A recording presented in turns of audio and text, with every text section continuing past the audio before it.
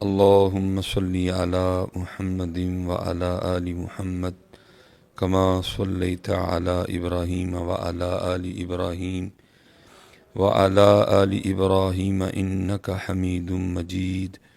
اللهم بارك على محمد وعلى آل محمد كما باركت على إبراهيم وعلى آل إبراهيم إنك حميد مجيد. ٹھیک ہے جی، ایک بار درود پاک پڑھا گیا ہے، پھر انشاءاللہ کوشش کریں گے، لیکن کوشش اس انداز سے کرنی ہے کہ صرف زبان ہی نہ پڑھے. ٹھیک ہے جی، یہاں سے بھی پڑھنا ہے اور یہاں سے بھی پڑھنا ہے، کیونکہ اکثر و بیشتر ہوتا یہ ہے کہ ہم پڑھتے تو ہیں لیکن ہماری خود توجہ نہیں ہوتی کہ ہم پڑھ کیا رہے ہیں. ٹھیک ہے جی، صرف زبان پڑھتی ہے، خیال کہیں ہے، سوچ کہیں ہے، دل کہیں ہے. اس لیے کوشش فرمایا کریں کہ جب بھی اللہ کا ذکر کریں تو صرف زبان ہی نہ کرے بلکہ توجہ بھی ہو. ٹھیک ہے جی، دل بھی آپ کا ساتھ دے. ٹھیک ہے، جب نماز پڑھیں اسی طرح توجہ اللہ کی طرف ہو. ٹھیک ہے، جب ذکر کریں تو توجہ اللہ کی طرف ہو. جب درود پاک پڑھیں تو صرف زبان ہی نہ پڑھے بلکہ توجہ بھی جو ہے وہ نبی کریم علیہ الصلاۃ والسلام کی طرف ہو. پھر دیکھیں تو صحیح کہ یہ ذکر، یہ نماز اور یہ درود پاک پھر اپنا اثر کیسے دکھاتے ہیں. کیونکہ اکثر و بیشتر ایسے ہوتا ہے کہ ہم پڑھتے ہیں لیکن ہماری توجہ نہیں ہوتی، تو ثواب تو چلو ہو جاتا ہے لیکن جو ہونا چاہیے تھا وہ ہوتا نہیں ہے. کیونکہ اول حمد ثنا الہی جو مالک ہر ہردا، اس دا نام پکارن والا کسے میدان نہ ہردا. یہ کیسے ہو سکتا ہے کوئی بندہ اللہ کا ذکر کرے اور پھر اس کو مدد نہ آئے، کوئی بندہ اللہ کا ذکر کرے اور اس کو سکون نہ ملے، کوئی بندہ نبی پاک علیہ الصلاۃ والسلام کا ذکر مبارک کرے اور اس کے سینے میں ٹھنڈک نہ اترے. ٹھیک ہے، دیکھیں نہ لکھنے والے تو یہاں تک لکھ گئے کہ میٹھا میٹھا ہے میرے محمد کا نام، ان پہ لاکھوں کروڑوں درود و سلام. آج ہم پڑھتے تو ہیں لیکن ہم اس میٹھے سے محروم ہیں، اور اس کی ایک وجہ کیا ہے کہ صرف یہاں سے پڑھتے ہیں. اس لیے کوشش فرمایا کریں جب پڑھیں تو مکمل ہو کے پڑھیں. اور اس کا طریقہ یہ ہے کہ جب محفل ذکر میں آئیں، جب نماز پڑھنے کے لیے مسجد میں آئیں، تو پہلا کام یہ کیا کریں کہ سوچوں والا بٹن بند کر دیا کریں. کیونکہ ہم آ تو جاتے ہیں لیکن ہم نے سوچوں والا بٹن نہیں بند کیا ہوتا. اس لیے ہم تو مسجد میں ہوتے ہیں لیکن ہم مسجد میں نہیں ہوتے. ہم تو ذکر کی محفل میں بیٹھے ہوتے ہیں لیکن ہم ذکر کی محفل میں نہیں ہوتے. اس لیے پھر ہوتا کیا ہے، خالی آئے خالی چلے گئے. باقی میرا دل تو اس بات کو ماننے کو تیار نہیں ہے کہ کوئی بندہ اللہ کے گھر آئے اور وہ واپس خالی چلا جائے، کوئی بندہ اللہ اور اللہ کے رسول کے ذکر کی محفل میں آئے اور وہ خالی چلا جائے. لیکن ہوتا کیا ہے کہ ہم صرف یہاں سے آتے ہیں، نہ یہاں سے آتے ہیں اور نہ ہی یہاں سے آتے ہیں. اس لیے کوشش فرمایا کریں کہ جب مسجد میں آئیں تو باہر سے کنیکشن کاٹ دیا کریں، کوشش کریں کہ اس کنیکشن کو اللہ سے جوڑیں. ٹھیک ہے جی، جب نبی کریم علیہ السلام کا ذکر کرنے لگیں تو کوشش فرمایا کریں کہ باہر سے کنیکشن کاٹ دیا کریں، توجہ بھی جو ہے وہ نبی کریم علیہ السلام کی پاک جناب کی طرف ہو. اور پھر دیکھیں حضرت پھر ہوتا کیا ہے، کیونکہ مسجد وہ جگہ ہے کہ این درگاہ ماں درگاہ نومیدی نیست، یہاں آنے والا کبھی کوئی خالی نہیں گیا ہے. لیکن شرط یہ ہے کہ کوئی آئے تو صحیح نا. ٹھیک ہے، اب دیکھیں نا مثلاً ہم خود کو جو مرضی سمجھے بیٹھے ہیں، اپنے نام کے آگے پیچھے پتہ نہیں ہم نے کیا کیا لگا رکھا ہے. لیکن ہمارا حقیقی سٹیٹس جو قرآن کریم بتا رہا ہے وہ کیا ہے، یا ایہا الناس، اے لوگو، انتم الفقراء الی اللہ، تم سارے اللہ کے فقیر ہو. تو ہم سارے اللہ کے فقیر ہیں. ٹھیک ہے جی، میں اپنے آپ کو کیا سمجھتا ہوں، آپ اپنے آپ کو کیا سمجھتے ہیں، وہ آپ اور میں ہی سمجھتے ہیں. باقی ہمارا حقیقی سٹیٹس کیا ہے، فقیر. اور پھر صرف فقیر ہی نہیں، فقیر بھی کیسا کہ جو مٹی سے بنا ہے. ٹھیک ہے جی، جس کی آنتوں میں پخانہ ہے، جس کے مثانے میں پیشاب ہے.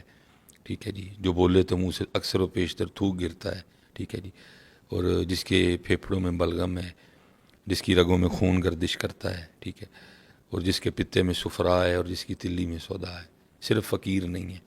اتنا تو ہمارے گھر کا گٹر نہیں گندا، اتنی تو ہمارے محلے کی نالی نہیں گندی، کیونکہ اس میں بھی اتنی گندگی نہیں ہے جتنی گندگی ہم اپنے اندر لیے گھوم رہے ہیں۔ لیکن پتہ نہیں ہمیں کس چیز کی آکڑ ہے یا ہمیں کس چیز کا تکبر ہے۔ میں کہتا ہوں اگر کوئی چیز ہو بھی تو پھر بھی تکبر کی اجازت نہیں ہے، پھر بھی اکڑنے کی اجازت نہیں ہے۔ ہم میں تو ایسا ہے ہی کچھ نہیں، ٹھیک ہے جی۔ ہر وقت اتنا گند لے کے ہم گھوم رہے ہیں، یہ تو پتہ نہیں میرے اللہ کی ذات نے ادھر کیا لگا رکھا ہے کہ اندر کی جو گندگی ہے اس کی بدبو باہر نہیں آتی۔ اگر یہ بدبو باہر آنا شروع ہو جائے تو ہم سارے اپنی بدبو سے مر جائیں۔ پتہ نہیں ہمیں کس چیز کا تکبر ہے، یہ ہماری گردنوں میں سریے کس چیز کے ہیں، یہ ہمیں ایسا کیا لگ گیا ہے کہ جو ہم زمین پہ اتنا اکڑ اکڑ کے چلتے ہیں۔ اور اسپیشلی آپ یاد رکھیے گا جو نمازی احباب ہیں، یہ کم و بیش 6 سے 7 سال اس گناہ گار کو بھی ممبر شریف اور مصلی شریف کی خدمت کا اللہ نے موقع دیا۔ ممبر شریف کی خدمت تو ابھی بھی کرنے کی کوشش کر رہا ہوں، لیکن مصلی والا معاملہ جو ہے وہ اس طرح نہیں ہے جس طرح پہلے تھا، کیونکہ پیر و مرشد کی طرف سے حکم تھا کہ اذان بھی خود کہنی ہے، اور عصر اور عشاء کی سنتوں کے حوالے سے بھی آپ کا حکم بڑا سخت تھا۔ تو کیونکہ اذان بھی خود کہی ہوتی تھی، اذان دینے کے بعد پھر میں نے وہ سنتیں جو ہے وہ شروع کرنی، اور ظاہر ہے کافی دیر پہلے میں نے فارغ ہو جانا اور پھر میں مصلی پہ بیٹھ جایا کرتا تھا، اور پھر میں نے نمازیوں کا مسجد میں آنا دیکھ کے حیران ہونا کہ یہ جو چال چل کے ہم مسجد میں آ رہے ہیں، او اللہ کے بندو یہ چال تو باہر روڈ پہ بھی چلنے کی اجازت نہیں ہے۔ یہ اوپر والا بٹن کھلا ہے، ٹھیک ہے جی، وہ سینہ چوڑا ہے، کندھے چوڑے ہیں۔ ایک سریہ تو ہم نے ویسے ہر وقت اپنی گردنوں میں ڈال رکھا ہوتا ہے، اور ایک ہم نے اسپیشل مسجد کے لیے رکھا ہوتا ہے جو ہم نے صرف مسجد میں ڈال کے آنا ہے۔ او بندے اللہ کے، تو فقیر ہے، تو فقیر بن کے آ، تو فقیر ہے، تو فقیر بن کے آ۔ یہ تو کیا بن کے آ رہا ہے اللہ کے بندے، اور یہ تو کس کو دکھا رہا ہے؟ یہ کوٹ، یہ کپڑے، یہ دکھا کے ہم لوگوں کو متاثر کر سکتے ہیں، یہ اوپر والا بٹن کھول کے اور یہ سینہ چوڑا کر کے ہم یہ لوگوں کو کچھ دکھا سکتے ہیں۔ اللہ کو کیا دکھانا چاہتے ہیں ہم حضرت؟ ادھر تو ایسی چال نہیں ہے، ادھر تو ایسا رنگ نہیں ہے، جو تو ہے وہی بن کے آ، گردن جھکا کے آ، سینہ نیچے کر کے آ، کندھے نیچے کر کے آ، یہ بٹن نیچے کر کے آ تو صحیح کبھی اس انداز سے، اور پھر دیکھ تیرا اللہ تجھے کیا کیا عطا فرماتا ہے۔ کیونکہ این درگہے ماں درگہے نومیدی نیست، اتھو آ کے کدی کوئی خالی نہیں گیا ہے۔ ہم خالی ہیں تو ہماری اپنی خطا ہے، ہماری اپنی کوتاہیاں ہیں، ہمارا اپنا تکبر ہے جس کی وجہ سے ہم خالی جاتے ہیں۔ اسی لیے تو میاں محمد بخش رحمۃ اللہ تعالی علیہ کمال کر گئے، عارف کھڑی رومی کشمیر، کمال کر دیا حضرت۔ لیکن دکھ یہ ہے کہ چسکے لگاتے ہیں، کوئی اس کا لگا لیتا ہے، کوئی اس کا لگا لیتا ہے، ٹھیک ہے جی۔ نہ سنانے والا ان کی مان رہا ہے، نہ سننے والا ان کی مان رہا ہے۔ سنانے والا سنا کے مزہ لے رہا ہے، سننے والا سن کے مزہ لے رہا ہے۔ اللہ ہمیں عمل کی توفیق عطا فرمائے۔ قرآن و حدیث کو انہوں نے ہمارے مزاج اور ہمارے انداز کے مطابق ہمارے سامنے رکھ دیا، اور پھر کمال لکھا۔ میاں محمد بخش صاحب نے کیا لکھا؟ آپ فرماتے ہیں جس نے اونچا نام رکھایا، جس نے اونچا نام رکھایا، تے چولہے دے وچ سڑیا، نیواں ہو کے لنگ محمد، نیواں ہو کے لنگ محمد۔ ہمیں یہی سجتا ہے۔ بڑا نام میرے اللہ کا ہے، بڑی ذات میرے اور آپ کے اللہ پاک کی ہے، بڑا نام نبی کریم علیہ السلام کا، سبحان ربی الاعلیٰ یہ اللہ کے لیے، سبح اسم ربک الاعلیٰ یہ اللہ کے لیے، تبارک الذی بیدہ الملک یہ اللہ کے لیے، سبحان ربی العظیم یہ اللہ کے لیے۔ ہم میں کیا چیز ہے اکڑنے والی؟ کس چیز کی اکڑ ہے؟ کس چیز کا تکبر ہے ہمیں؟ اللہ ہمیں اس سے محفوظ رکھے۔ تو اس کی اجازت تو باہر نہیں ہے، اور ہم یہ سارا کچھ لے کے مسجد میں آ جاتے ہیں۔ اس لیے نیواں نیواں نیواں نیواں سیکھو آداب مسجد میں آنے کے۔ یہ بہت بڑا نام ہے حضرت سفیان ثوری رحمۃ اللہ تعالی علیہ، ٹھیک ہے۔ یہ تو اللہ کا کرم ہے، نبی کریم علیہ السلام کی وجہ سے معافی ہے، نہیں تو اللہ مجھے معاف کرے جیسے ہمارے معاملے ہیں، ہمیں نام لے لے کے مسجد سے اٹھا دیا جائے، چل نکل، تجھے تو ہمارے گھر میں آنے کا طریقہ بھی نہیں آتا ہے۔ بہت بڑا نام ہے سیدنا سفیان ثوری رحمۃ اللہ تعالی علیہ۔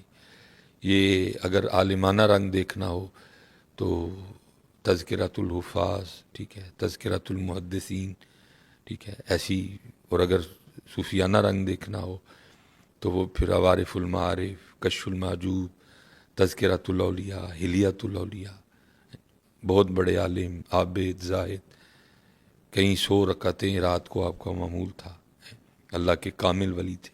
لیکن ایک دن کیا ہوا کہ مسجد نماز کی ادائیگی کے لیے آئے، کیونکہ مسنون طریقہ یہ ہے کہ جب مسجد میں آئیں تو پہلے دایاں قدم اندر رکھیں، کیونکہ توجہ نہیں تھی، خیال نہیں تھا، تو انہوں نے کیا کیا، مسجد میں پہلے بایاں پاؤں رکھ دیا۔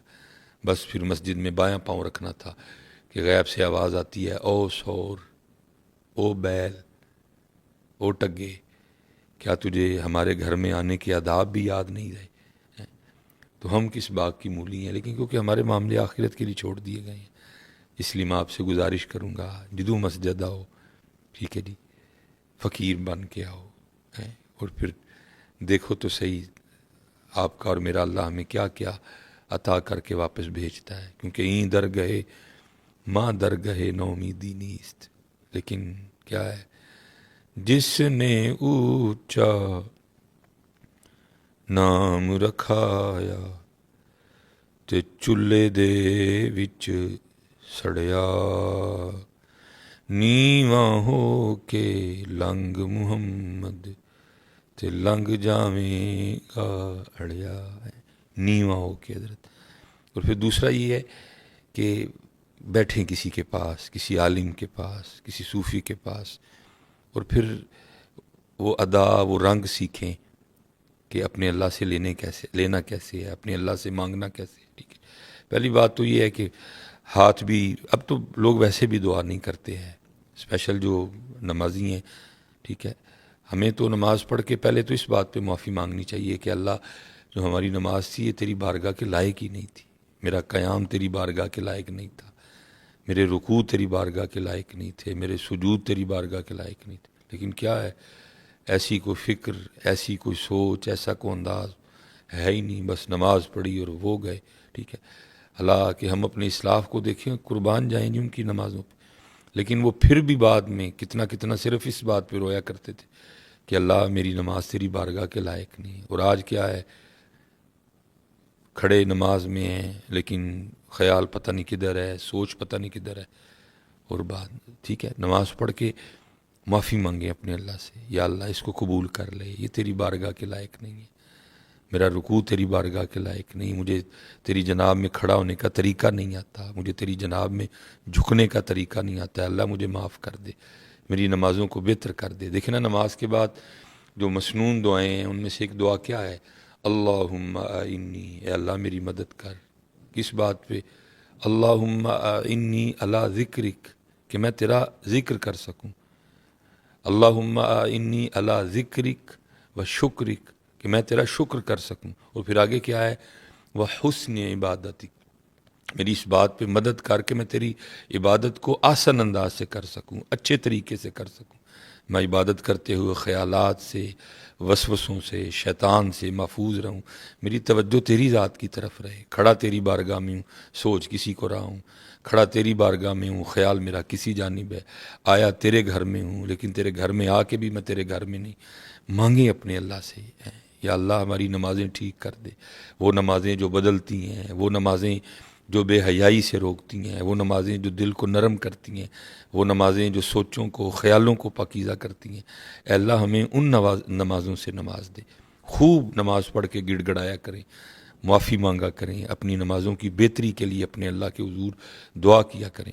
اکثر احباب کہتے ہیں کہ جی وسوسے بڑے آتے ہیں، ٹھیک ہے، آتے ہیں، لیکن اپنے اللہ سے مانگیں، انشاءاللہ جب اللہ کی ذات کرم کرے گی کم سے کم ہوتے جائیں گے، لیکن مانگیں تو صحیح نا، اللہم انی علی ذکرک و شکرک و حسن عبادتک، اور پھر دعا مانگنے کا طریقہ سیکھیں کہ کیسے لینا ہے اپنے اللہ سے، اور بات پھر وہی ہے کہ ملنا فقیر بن کے ہی ہے، جیسا آپ کا اور میرا انداز فقیرانہ ہوگا، جیسی عاجزی ہوگی، جھک کے، لف کے، رو کے مانگیں گے، پھر دیکھیں میرا اللہ کیسے نوازتا ہے۔ یہ حضرت جنید بغدادی رحمۃ اللہ تعالی علیہ کے لیے لکھا ہے۔ آپ فرماتے ہیں کہ بغداد شریف میں نا ایک قتل ہو گیا، اور شک کی بنا پہ 20 بندے گرفتار ہوئے۔ اب وہ بندہ جس نے قاتل کو قتل کر کے بھاگتے ہوئے دیکھا، ٹھیک ہے، تو کیونکہ آج ہم میں کئی فرق ہیں، ٹھیک ہے، کوئی سر سے ننگا ہے، کسی نے ٹوپی اوڑھ رکھی ہے، پھر ٹوپیوں کے ڈیزائن علیحدہ علیحدہ ہیں، کسی نے سر پہ امامہ باندھا ہے تو اماموں کے ڈیزائن علیحدہ علیحدہ ہیں، کپڑے علیحدہ ہیں، باندھنے کا سٹائل علیحدہ ہے، کپڑوں کے رنگ میں کتنا فرق ہے، ٹھیک ہے، پھر آگے داڑھی شریف ہے، اس میں بہت زیادہ فرق ہے۔ تو اس دور میں 3 4 5 رنگ تھے، امامہ سارے باندھتے تھے، داڑھی شریف سارے رکھتے تھے، تو اس لیے سارے ایک سے نظر آتے تھے۔ تو وہ جس نے دیکھا نا، جب پولیس والے اس کو لے کے نکلے تو اس کو جو اسی جیسا نظر آیا، اس نے کہا یہ بھی ویسے لگتا ہے، یہ بھی ویسے لگتا ہے، یہ بھی ویسے لگتا ہے۔ تو لکھا ہے کہ 20 بندے گرفتار ہوئے، ٹھیک ہے۔ تو 19 کا تعلق بغداد شریف سے تھا، اور ایک تھا جس کا تعلق بغداد سے نہیں تھا، بلکہ اس وقت وہ بغداد میں مسافر تھا، وہ بغداد کے بازار سے گزر رہا تھا، منزل اس کی کوئی اور تھی۔ تو اس نے کہا یہ بھی ویسے لگتا ہے، تو اس کو بھی پکڑ لیا گیا۔ لیکن لکھا ہے کہ ہوا اس طرح کہ رات تک وہ جو 20 بندے تھے، ان میں سے 19 جن کا تعلق بغداد شریف سے تھا، کسی کا کوئی حمایتی، جاننے والا، سفارشی اور ضامن آیا اور لے گیا، لیکن وہ اکیلا رہ گیا، اور اس کو پتہ تھا کہ بغداد شریف میں میرا جاننے والا کوئی نہیں، اس لیے مجھے کسی نے چھڑوانے نہیں آنا، نہ کوئی آس، نہ کوئی امید، نہ کوئی دروازہ۔ اس کو پتہ تھا ایک ہی دروازہ ہے، اور وہ میرے اللہ کی رحمت والا دروازہ ہے، اب مجھے اور کہیں سے کچھ بھی کوئی معاملہ نہیں بننا۔ تو اس لیے اس نے کیا کیا، وہ جب رات پڑ گئی، سارے چلے گئے، وہ رہ گیا تنہا، تو اس نے اپنا سر سجدے میں رکھا اور پھر اپنے اللہ کو پکارتا ہے، اور کیا انداز پکارنے والا۔ اللہ کرے ہمیں بھی یہ انداز عطا ہو جائے، کمال انداز، کمال انداز۔ اللہ کی بارگاہ میں عرض کرتا ہے، رب کریم تو جانتا ہے کہ یہ قتل میں نے نہیں کیا، اور وہ جو 19 چلے گئے ہو سکتا ہے ان میں سے کوئی قاتل ہو، لیکن ہوا اس طرح کہ کسی کا کوئی جاننے والا، کسی کا کوئی حمایتی، کسی کا کوئی سفارشی، کسی کا کوئی جاننے والا، کسی کا کوئی ضامن آیا اور لے گیا۔